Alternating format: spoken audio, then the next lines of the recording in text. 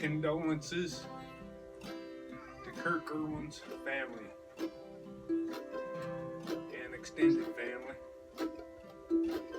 which we are a part of. Lost a heck of a guy. Great personality. Loved him like a brother. Had many memories as kids. Come and sit by my side and not hasten to bid me adieu. Gosh, I was probably 17 when I first met Kirk. He was 21. Used to go to parties at his house. You know, when most people go to parties at their parents' house, you're thinking, yeah, the parents are gone. Well, you'd show up at Bud and Helen's house, and they were right in the middle of the party. A lot of good times over there. I have a few things to say about my amazing brother-in-law, Kirk. What a character. What's not to love, right? Ed and I have had so much fun over the years with him. His epic humor, his endless stories, and his pranks. Oh my God, his pranks are over the top. Sometimes even gross. I think my favorite one is the Whoopi costume. He got me good on that. Real good. It's her.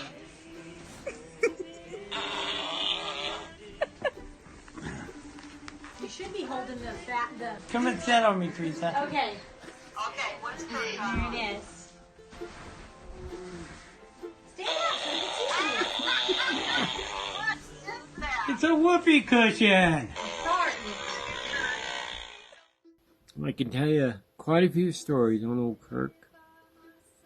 When we were kids, we were in my bedroom, getting ready to go to bed. Everybody's going to bed. Mom and Dad were in bed.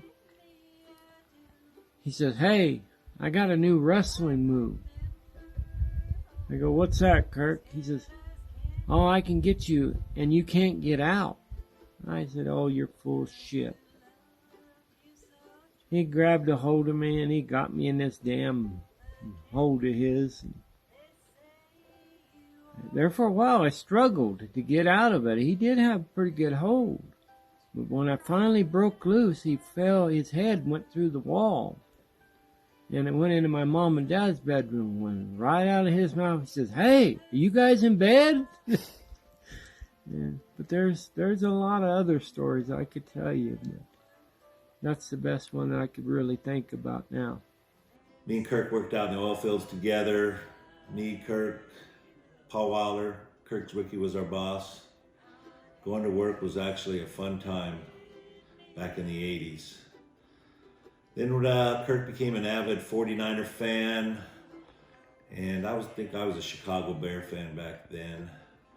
But whenever I could, I'd show up at their house Sunday morning just to root whoever was playing the 49ers on, just to give Kirk and Teresa a bad time.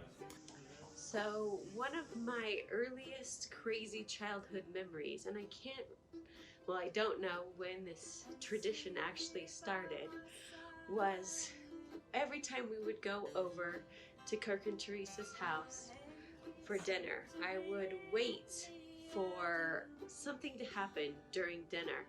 I would go to the bathroom, or I would leave and I would come back, and somehow false teeth from Grandma Kathleen would end up on my plate.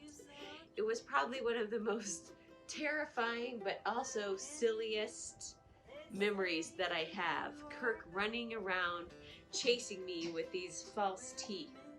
And I always thought that they were her real teeth when I was little, because you don't know about false teeth or not. But he was just, one of those just craziest guys that would do things like that. And he was an amazing uncle and an even better father, and just a great guy all around. And he will always be missed and remembered in our hearts. Okay, I got one story about Kirk back in our days in high school. Playing football, I was on the JVs, Kirk was on the varsity. And every Thursday, I believe it was, or Wednesday, maybe it was Wednesdays. It was D-Day. First string defense would go and play against the second string offense. And Kirk was on the offense playing running back. They called him O.J. Irwin. He went running through the line, pitched the ball to him. He went running through the line and got nailed by first string defense because the second offensive line wasn't very good. And when Kirk got up, his helmet was turned around completely backwards. And they all picked him up off the ground, turned his helmet around and said, "Kirk, you okay?" He said, "Yeah, I'm good, I'm good." He went back to the huddle. Hi, Kirk.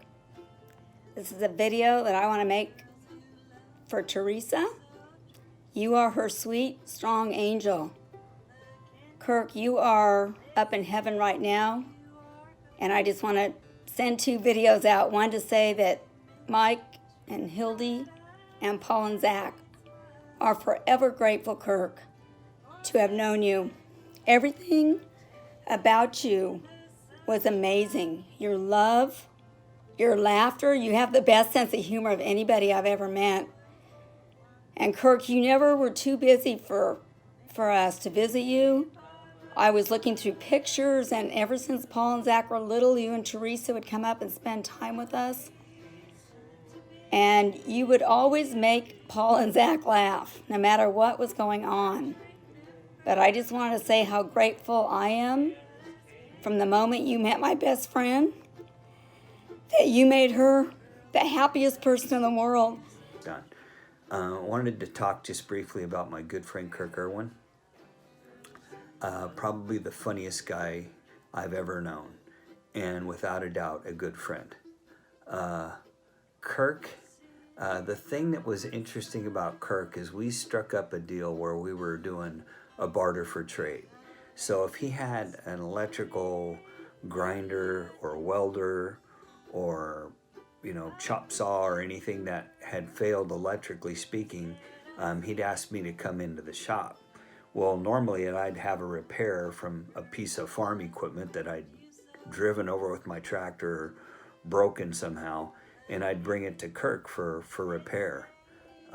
What was interesting about that is I always enjoyed going down to his shop, no matter what the challenge was. And I, didn't realize until later on why I enjoyed going to his shop so much. Seems like when we both get done at the end of that day, we could sit on the tailgate and just talk about life. Kirk would talk about his family. He'd talk about Kyle and Monica and the latest things that they'd been doing. He'd always tell me how lucky he was to have married Teresa and how she was holding it all together for him. But one of the things that always struck me funny about Kirk, or one of the things that I thought we had in common, is I would typically, when I started doing work on water plants, I would get into projects that were kind of in over my head. And we'd talk about getting in projects when you didn't really think you could do it, but by God, you were going to get it done one way or another. And, that was the thing about Kirk, is there was no job too big for him. It seemed like the guys in the shop loved him. It was just a great feeling. But I think the thing that I'll miss most is the tailgate talks. They weren't about safety. They were about life. And that's one of the bigger things that I'll miss about my good friend Kirk, is that he was a good listener and he was a good friend. He was very dedicated to his family, to his job, to his community. He is loved and respected by so many people. It's unbelievable. And I have a story about that. If you wanted something done, you called Kirk.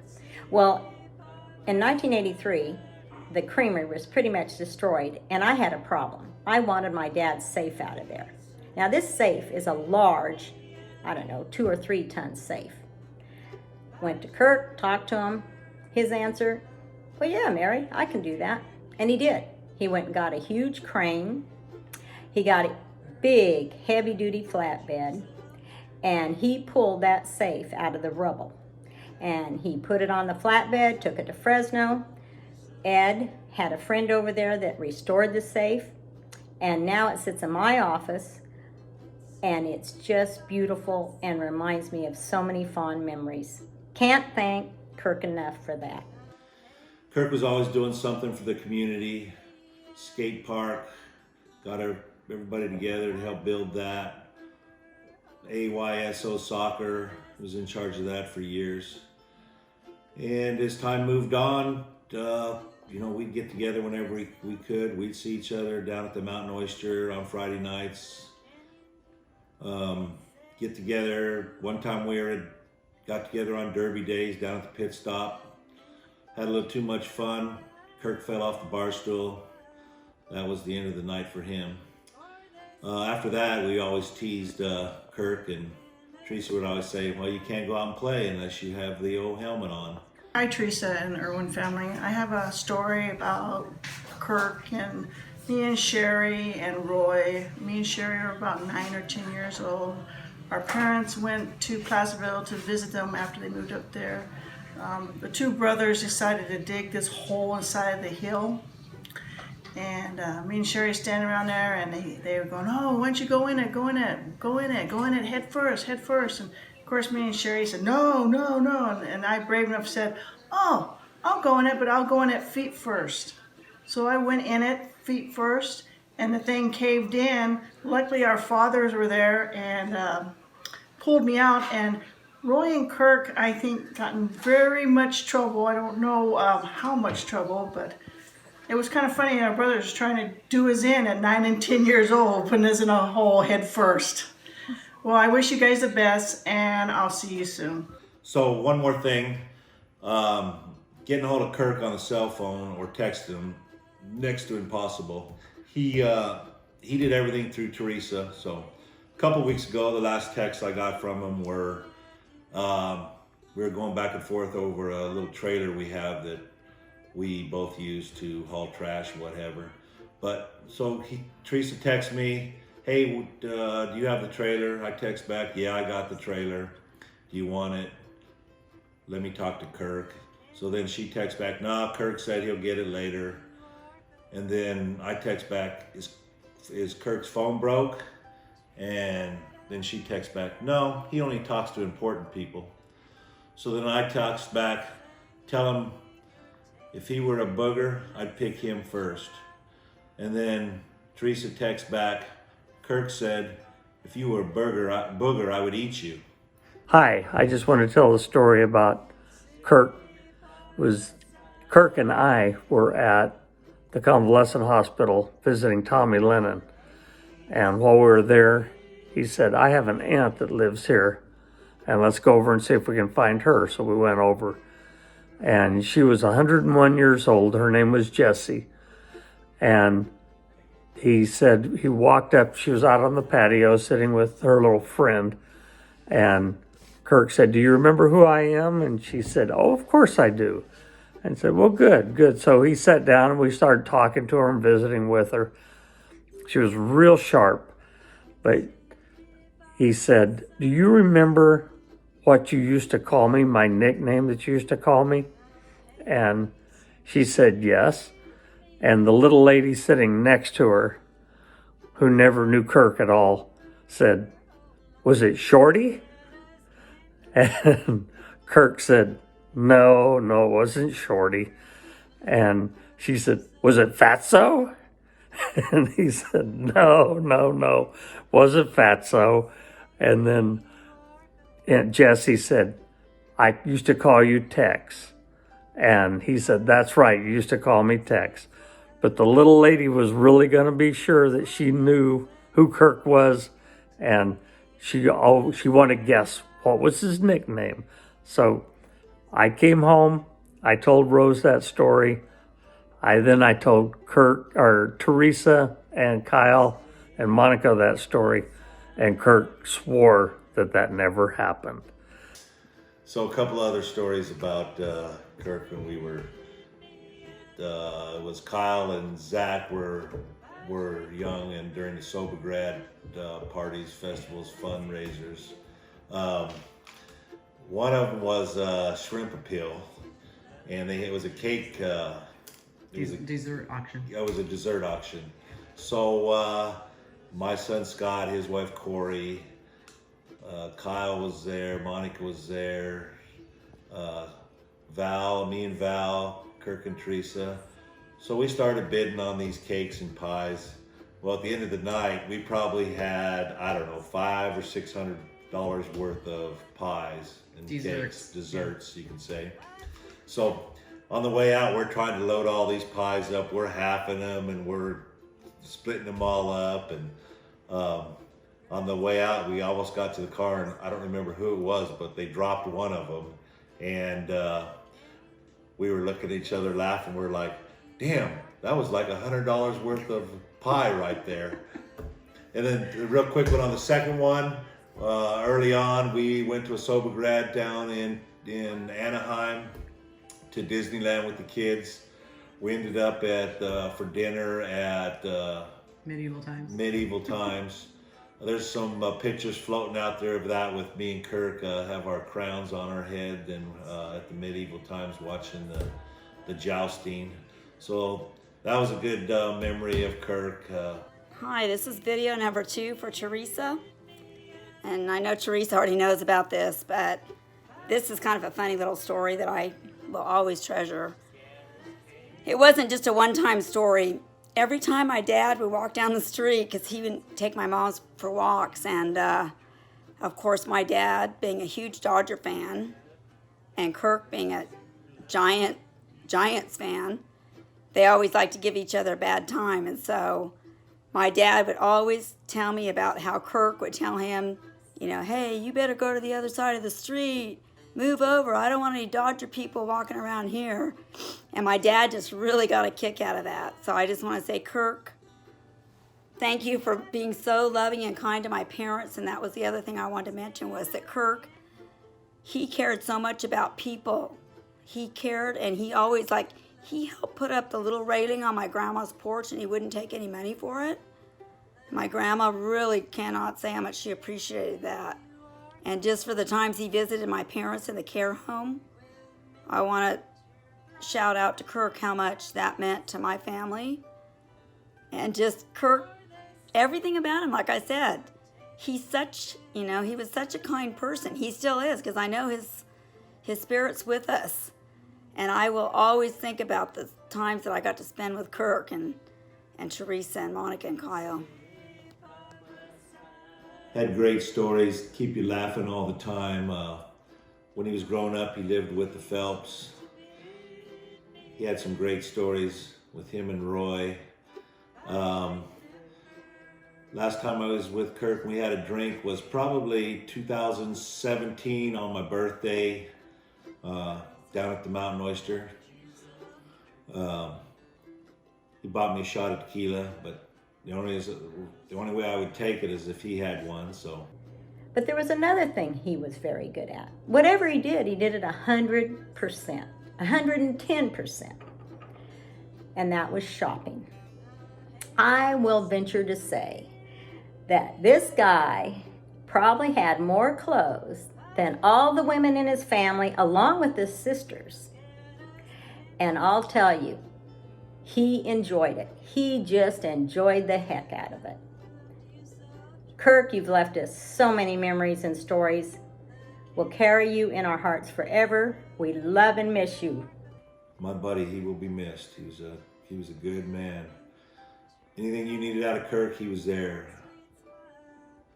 And it's going to be hard without him. Rest in peace, my brother.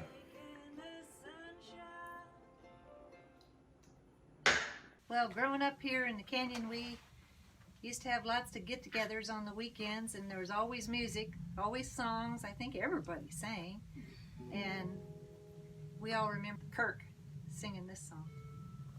This is for the Irwin family. Kirk, we loved you.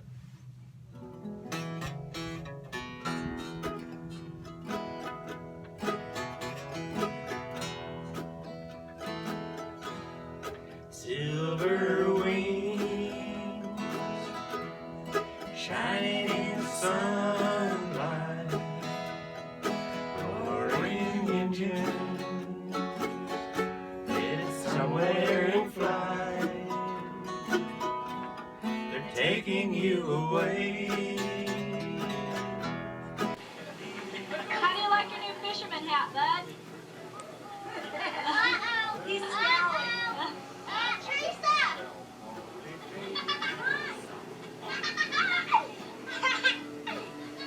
There's something underneath his shirt. I'm not quite sure what it is. Oh my God. Someone. Darn it! You got me all wrapped up again. You wrapped me up with those webs. You better quit. You better quit. Get out of my chair. Get up. I'll get you and I will get you and play you in. Roaring engine headed somewhere in flight. Thank you very much. You did a wonderful job. Yeah, you did. You did a wonderful job. You're so good at dressing. Slowly fading out of sight. Silver wings. Slowly fading out of sight. Don't leave me, I cry. Don't take that airplane ride.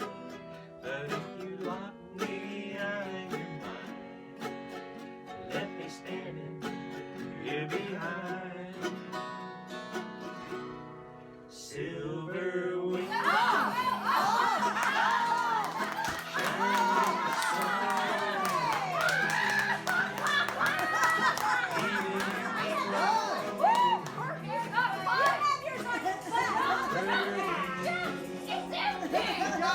Slowly fading out of sight. Don't leave me, I cry. Don't take that airplane ride. But if you lock me out of your mind, let me standing here behind. Silver wings shining in the sunlight. Roaring engine headed somewhere in flight.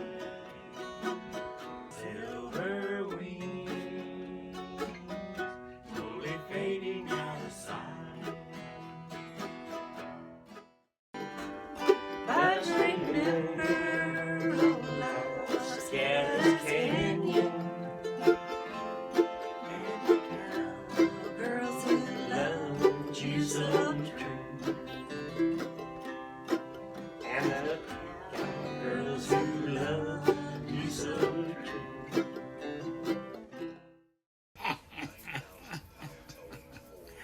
Hey, anybody seen my axe? That's how you looked in the 70s.